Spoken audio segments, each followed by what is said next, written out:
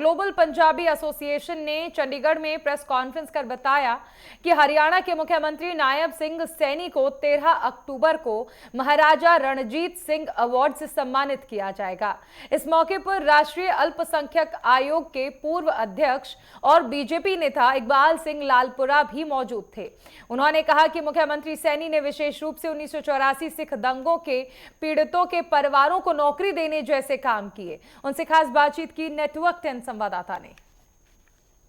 BJP के वरिष्ठ नेता और राष्ट्रीय अल्पसंख्यक आयोग के पूर्व अध्यक्ष इकबाल सिंह लालपुरा जी इस वक्त मेरे साथ हैं। सर, एक निर्णय आप लोगों की तरफ से लिया गया है जिसको लेकर प्रेस कॉन्फ्रेंस भी की गई कि महाराजा रणजीत सिंह जो अवार्ड है, पहला अवार्ड हरियाणा के मुख्यमंत्री नायब सिंह सैनी को दिया जाएगा।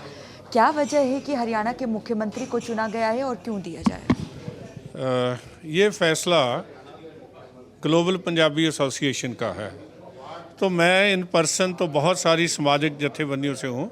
मैं चीफ खालसा दीवान का मेंबर भी हूँ।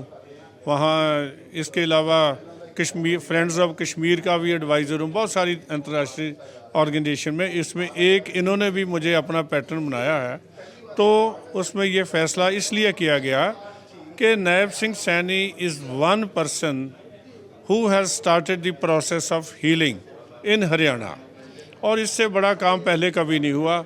लोगों को मारते सुना हरियाणा में, जबकि हरियाणा भी पंजाब का हिस्सा था, लेकिन उनके दर्द को समझता, उनको मलहम देता, ये आदमी पहला है, इसलिए इसको चुना गया। किस तरीके का मलहम लगाने का काम उन्होंने सिखों पर किया है? देखो, बड़ी बात यह है कि ही इज़ वन पर्सन जिस पे एलिगेशन नहीं है कि सिखों के धर्म में दखलंदाजी कर रहे हैं। हरियाणा गुरुद्वारा प्रबंधक कमेटी का इलेक्शन हुआ, उसके बाद गुरुओं के नाम पे संस्थाएं बन रही हैं। गुरु उनका जो हिस्ट्री है उसको प्रिजर्व करने के लिए काम किया गया है। सबसे बड़ी बात थी ये 84 राइट्स वाला, जो उन्होंने सबसे मान के किया है। तो बहुत सारी चीज़ें उनके अपने भी वो भी बताएंगे वो क्या कर रहे हैं, लेकिन जो किया हमने इसका पूरे देश में इसका एनालाइज किया। इससे अच्छा काम किसी एक व्यक्ति ने अगर किया है तो वो है प्रधानमंत्री जी। तो उनके बाद दूसरा नंबर का काम जो है वो नायब सैनी जी ने किया है, इसलिए हमने इनको सम्मानित करने का फैसला किया। अगर हम दिल्ली की मुख्यमंत्री रेखा गुप्ता की बात करें, वो भी काफ़ी काम सिखों के लिए कर रही हैं, तो दोनों में अगर अंतर देखा जाए क्या? देखो, अभी वो उन्होंने शुरू किया है प्रोसेस, लेकिन अभी हुआ कुछ नहीं।